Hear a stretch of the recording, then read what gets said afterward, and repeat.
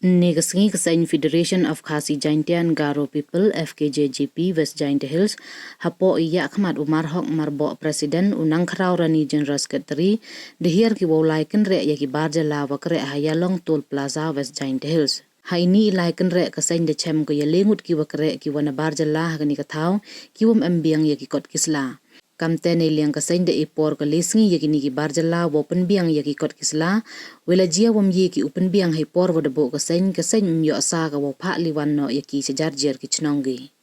kasain debo haro ko yukli ya ka sarkar wa kammon ki barjala yo ki wo psi asuk chapo ka jala claim the register hapo ka infiltration kin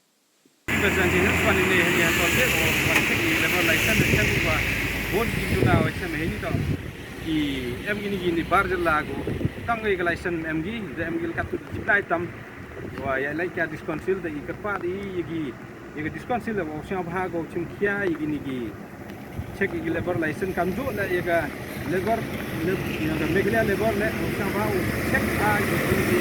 bar jalla go kan ni ko dari muluk one pre yigi de kam di license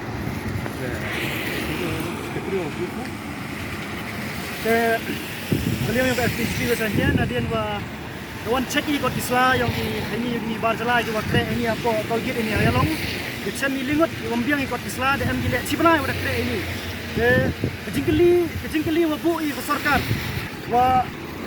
kentrak kam ko ini ka interstate migrant government 1979 act wa kentrak kam apa ka state ini nado arjar adwi kecingkeli sarkar wa kamu yo ki siap nitai no infiltration wa kamu yo siap di rusuk sini hawa tangi ka registration yang pemle ki wa kuntu ki wade ya kabor wade pet ya ni wa siau phau chim thia dia ni nak liang ni basennya ida ipor gini wa lisni penbiang ki kot isla ada mye ki penbiang adi lisni ki nak liang asin chim mi wi senjam wa wal pha lai liwan ki cha